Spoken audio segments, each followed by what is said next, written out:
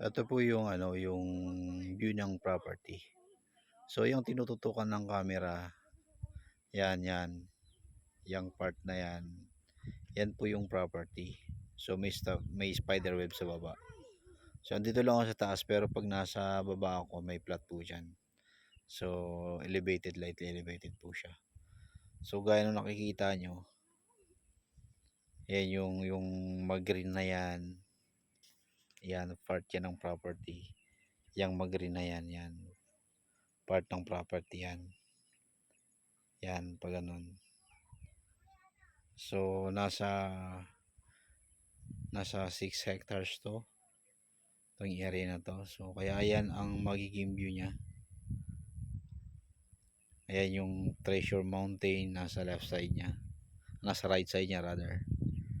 Ayan, ayan yung Treasure Mountain. Ayan yung pinaka view ng property. Ayan. Ayan po. So, malaki to kung 6 hectares.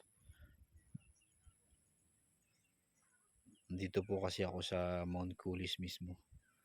So, ayan yung view niya. So, yan.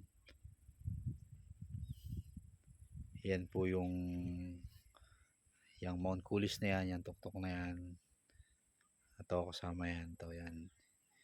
Yan ang view niya.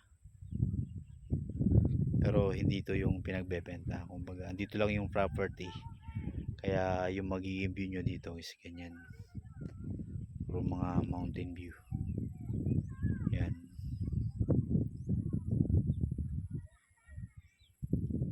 Diyan nagpupunta yung mga turista. Tapos yan, yung part na yan. Yan yung property. So pag nagtayo ka ng bahay yan or dito, yan ang pinaka view mo.